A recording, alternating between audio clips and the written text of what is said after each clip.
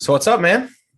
No, not much, dude. I was gonna pick your brain on a few things, see how you're feeling about Saturday, and maybe a couple other questions. But yeah, Yeah, Saturday's gonna be the main topic.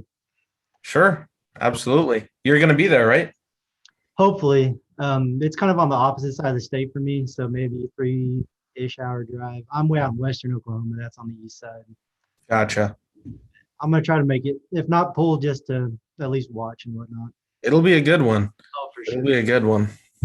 Um, I guess my first question is, do you have like a specific amount of time you take off before an event? So at a minimum, I take off from any pulling 1 week, Yeah. and then usually between 3 and 5 days from any serious gym training. So any heavy lifting, I'll take off a full week, but like Saturday, Sunday, Monday, I might still do some lighter stuff, more cardio related stuff, just to stay in shape. Right. You know? But I don't do any maxing or PRs or anything, at least 1 week out. Okay, so pretty much about the usual. A lot of people take a week off for a big event. Yeah. Yeah. That being said, I've seen success taking longer time off, Yeah. but I've also not taken a week off for like 4 weeks and still competed and done really well. So I'm not exactly sure what's going to be the best for me. And I think it's going to vary person by person on what's best for them. Yeah, that's true. That's true. I think you just, what is it, with Devin the other day? You told him the format. Did y'all finally decide on that? Yeah. Yeah. So it's best of one. Everyone's pulling everyone one time. Starting with me and Jordan, Don and Mike. Round two is going to be um, Mike and myself, Don and Jordan, and then round three is me and Don, Jordan and Mike. I Got said it. that right, I think. Yeah. So is it just like whoever has the best record at the end of it wins, I guess, per se? Yeah. So whoever has the most wins, if two people are tied in wins, because it's possible, like if I went 2-1 and Mike went 2-1, whoever has the win between me and Mike wins. So if I beat Mike but lost to Jordan, let's say, but Mike beat Jordan and lost to me, and we both beat Don, I would get the win in that case. Oh, okay. Yeah. Was that like a consensus thing, or did Paul kind of decide that on his own, or So basically Mike and Don didn't care too much. gotcha. I wanted best of three and I wanted there to be a tiebreaker, but Jordan just wanted best of one. And the promoter decided like best of one would be better. Who do you think of the four that this kind of format benefits the most? Sorry, what was that? Like of the four of you, who do you think like just a one-off pool, like who do you think benefits the most out of you four? Probably myself, because I don't have to worry about stamina. And I'm gonna have a quick match more than likely, anyways. Gotcha. All right. Yeah, just I mean, you've seen my style of pulling. My style of pulling, I don't really get caught up in anything that hurts me too bad. Yeah. So I don't think I don't think it hurts me at all being best of one. It's gonna take them longer to figure me out than it is for me to figure them out, because really I'm just going to my one move regardless of what they do. Yeah. And they have to figure out if they can stop it or not. If it's best of three or best of five, it gives them options to try multiple things. But with one pull, you only get one option. And if it doesn't work, it doesn't work. Now you pulled Jordan and Don, right? You haven't pulled Mike. Correct. I guess the next question off of that is, I guess of the other three, who not necessarily scares you, but who do you think will could give you the most problems out of the three? Who could give me the most problems out of the three? I think all three are very capable, including myself, all four of us. I think it could be anyone's win that day. Yeah. It's really just going to come down to who comes in the most prepared. Yeah, that's true. So who do I think gives me the most problems? I'm not too sure. A lot of people say Mike, but stylistically, I think Mike is the easiest match for me. Maybe Jordan and then Mike. So with the way that the format is, having to pull Don the third round, I think that's the highest potential for me to lose, just because of Don's speed. Yeah. It's a lot to catch his hit, and if I did get tied up in a long match with Jordan or Mike, then it gives Don the opportunity to come in and get a win on me. Yeah, that's true. I know I've seen some Dawn stuff and Jordan stuff lately. When's the last time Mike pulled anything? When's the last time Mike pulled anything? Yeah. I believe it was the same day as Michigan State's. Oh, okay. Or it was after. No. It was the same day as Michigan State's. He was in a three-man round robin with Brandon Elsesser and Paul Passmore. Oh, okay. And Brandon Elsesser actually ended up beating him that day with a low hand top roll. Gotcha. Yeah, I was just curious. I guess, really searched him out. I just hadn't seen much of Mike lately, so I wasn't sure kind of his form coming into it. Yeah, so coming into that match, his form wasn't great. He was just getting over COVID. He told me he weighed about like 250. Yeah. So it wasn't a great form of Mike. The Mike that's coming in is supposed to be 270, 280. Yeah, big and strong. Hopefully all recovered from COVID. Yeah, hopefully so. Yeah, I'm looking forward to it. I know it's going to be a burner between all four of you guys. It's going to be a good event to watch. Oh yeah, I'm definitely excited for it. Like I said, I think it could be anyone's day. So we're really going to see who's the best man. Yeah, for sure. I guess my next question, I was going to ask you about your friend Kyle and Levi match. Yeah. The first thing I was going to ask you about that, when you came and pulled Levi back, was that April? Yep. What are there some of the things you felt when you pulled him, like his strengths and weaknesses, maybe? Levi is an all-around strong guy. His biggest weakness is definitely his hand. When I pulled him, of course, we were just pulling for fun, but when I pulled him, I didn't really have to take his hand. I just sat with a post, and when he drives sideways, he gives up his own wrist. So with Levi, it's going to be the technical side of things, and it's going to be his hand and wrist. Gotcha. Yeah, it's.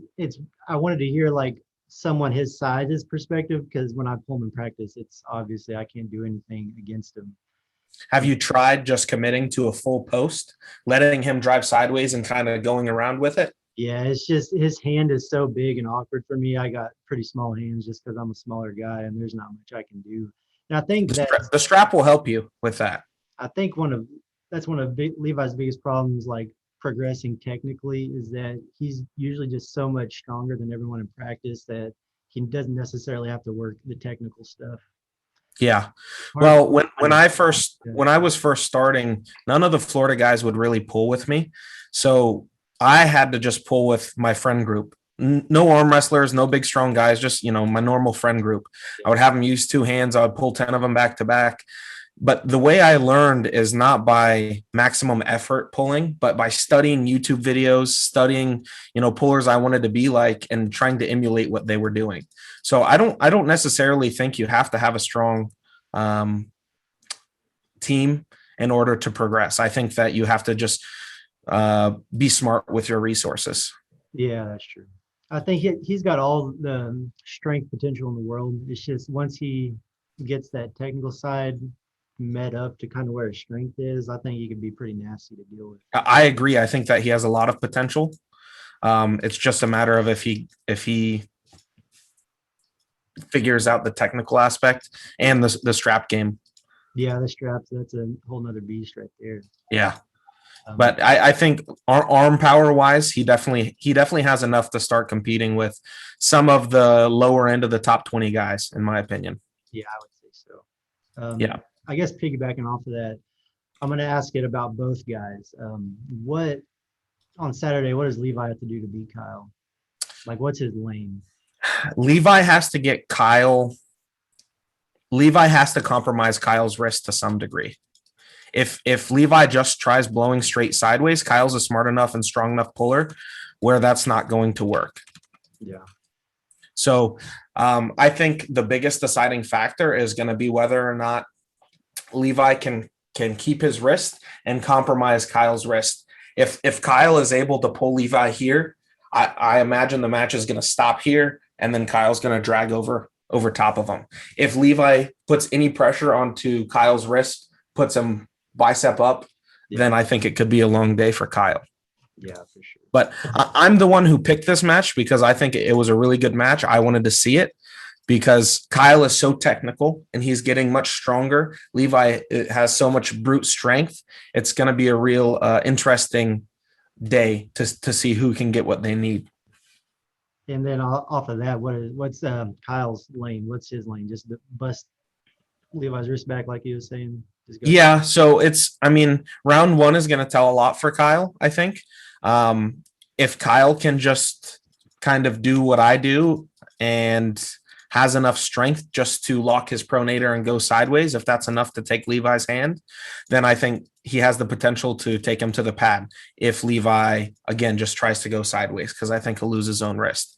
However, if Kyle tries to do that and gets pinned the first round, Kyle's going to have to come around. So again, as Levi's hitting, he's going to have to go around with it, catch on the losing side, and work from there. Is it a 3 out of 5 with them? Yeah, 3 out of 5. Okay, yeah, I didn't see anything. I wasn't sure what it was going to be. Yep, it's best 3 out of 5, and it'll be the first match of the day to open everything up. Oh, okay. The second match, it's Russ versus who?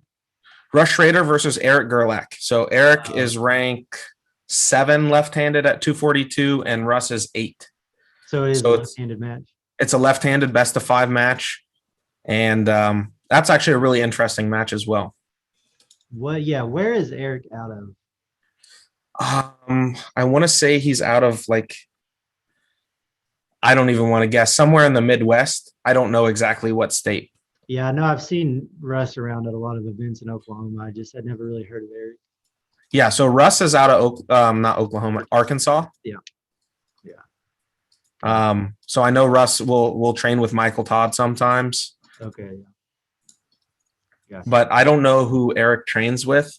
I just know he's somewhere in the Midwest. But Eric has some super legit wins left-handed. I mean, he has wins on Chris Chandler left-handed. He has wins on Cody Merritt left-handed. Oh yeah, that's saying something right there. Yeah, so he has a really nasty press. He's really quick. If he can get into it and he shows up strong, I think that he could potentially 3-0 Russ. But if he isn't able to access his tricep press, I think that he's going to get 3-0'd by Russ. So there might be some middle ground there. Maybe Eric gets it once or twice. Russ figures it out, comes from behind. I'm not too sure. Like I said, they're ranked 7th and 8th in the 242 class. So it makes it really interesting. It's a 242 match then? Yep, it's a 242 match. Gotcha. Actually, it might be a 235 match. Oh, okay. Because I think the weight class that day is 235 or 231 or something like that. All right. Now, I'm not sure. Did you see that on the flyer? What the weight classes were? For the tournament? Yeah, for the tournament. Honestly, I only looked at the bottom 2 at the lightweights. I didn't look any Gotcha. higher than that. Yeah. And what were those 2 classes? I believe it's 0 to 160 and then 160 to 185 maybe. Okay. The next one after that may be 210. Yeah, I believe it is 210. And then then it should probably be 230. Yeah, something like that. Yeah. Okay, my next question I had for you, other than Kyle, who not necessarily in your space down there in Florida, but just anyone who's an up and comer that you think should make waves in the next year or 2? So I've made a list of a couple different people that I think are going to make waves. Do you want to talk about a certain weight class, or just if you have a couple different ones, that's fine. So Jason Tarver out of Texas, he just won nationals. He's looking really stout at about 170 pounds is his walk around weight. So anywhere between 165 and 176. He's looking really stout. Dalton Duncan in that same weight category. He's out of Alabama, I believe. Dalton has been looking really, really strong as well, both arms. Let's see. Of course, Corey West. I think Corey West, if not this year, by next year is going to be in the top 5 in North America, if not the top 3 in North America. Austin Wade out of Florida at 185 pounds is a lot to deal with. And at 185, there's no one that gives Austin anything. He pulls 200 pounds. When I say no one, I mean here in Florida. Right. There's just so many great athletes out there with a lot of potential. I think the biggest thing, and I think I touched on this when I talked to a lot of you guys in Oklahoma, is traveling to tournaments. Yeah. Because a lot of people feel really tremendous in practice, but when it gets to a tournament, they don't perform, and that's just due to inexperience. So the more you can get out there, not only is it going to help put your name out there, but it's going to give you the experience that you need to start to progress. Yeah. The reason I asked that is just because I remember 2-3 years ago, I remember watching your videos when you were just starting blowing up. So it's just cool to watch the progression of people that you've watched for a few years. I want to say did you pull Justin Bishop like 2-3 years ago? Yeah, I did pull Justin. He beat me 2-1. That was one of the first matches of you I saw online. Yeah, so I was 17, I want to say, in that match. Yeah. Either 17 or 18. So that was 4 or 5 years ago now. Okay, yeah. I remember watching that. Me and my friend both were like, man, this kid's gonna be a prodigy whenever here in another 4 or 5 years. And yeah, well, now. I appreciate it. How long have you been pulling now then? 4 or 5 years? It's been very off and on for me since I've been in school, but I actually started Game of Arms, so 2014. Okay, so you started a little bit before I did then. Yeah, there's been really big gaps in there between like coming in and out of the sport, but yeah, about 2014 or so. Wow, that's awesome. Now, what made you have the gaps in arm wrestling? Just there's at that point I was finishing up my first degree. Then there's a gap where I went to work after the first degree and just kind of got out of it a little bit. Gotcha. Came back in, then decided to go back to school. So gotcha. It's just been in and out. Are you here to stay this time? Yeah, for sure. Now I'm getting to a point in my life. I just wrapped up a master's degree. And congratulations. Yeah, thanks, man. And I'm actually hopefully about to get a job here on campus where I got the degree. And that'll just bring more stability to where I can travel to practices and whatnot. Yeah, right. Once you have a set schedule and set income, it makes things a lot easier. That's a big thing that changed for me as well. This year and last year that enabled me to travel is just a set schedule. Really helps a lot. And for me, the closest practice to me is an hour. Like there's nobody, I'm kind of out in no man's land for arm wrestling. I have to drive to the city to go practice. Who's closest to you? There's that group with like Robert, Kelly, and Levi and all them. That's probably the closest group. Okay. In the city. So I try to go practice with them when I can. Gotcha. Yeah. Gotcha. Well, I mean, you have some strong arms to pull with for sure, and Levi.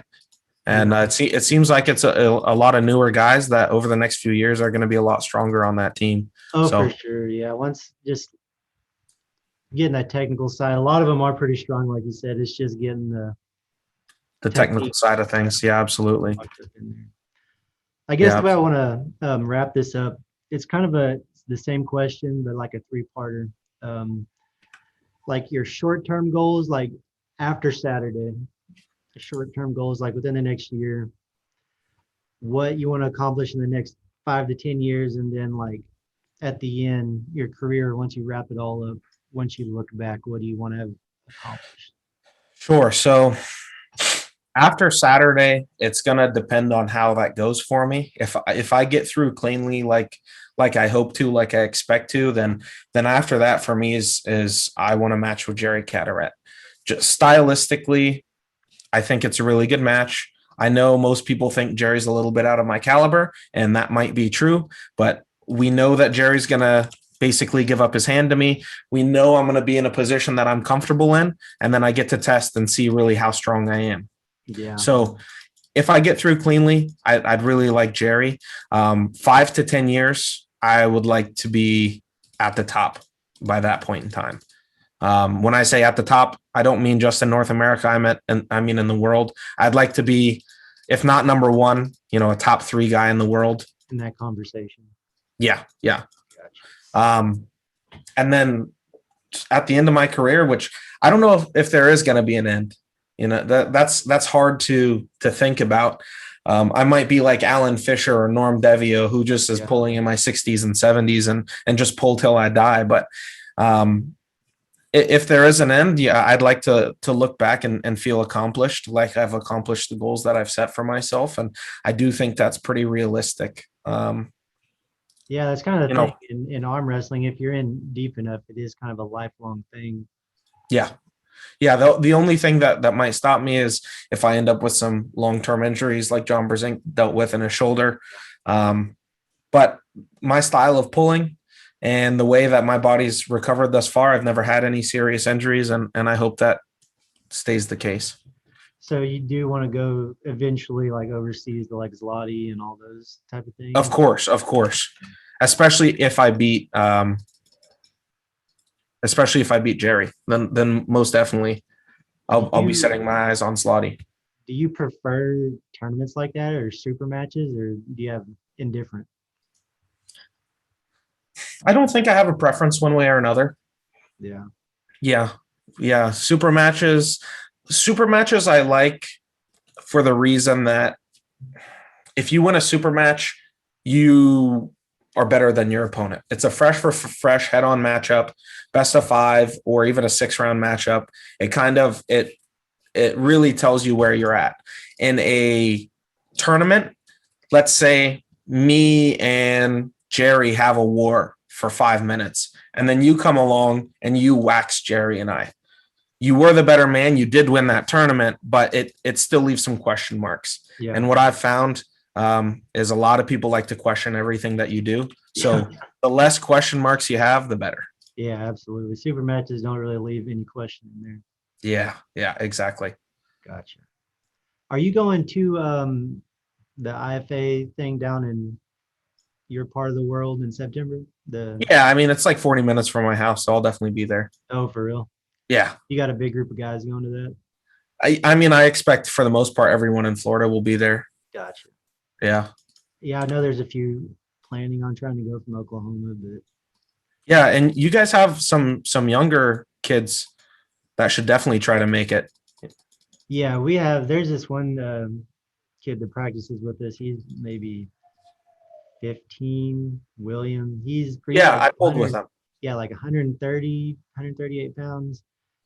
That kid, like I remember his first practice last summer, maybe, like just to see his progression within the last year. That kid's gonna be good. Yeah, he is. He's really strong as it is. It seems like he's getting a handle on his technique. When you grow up arm wrestling, I mean, you just become a really, really good puller. Yeah.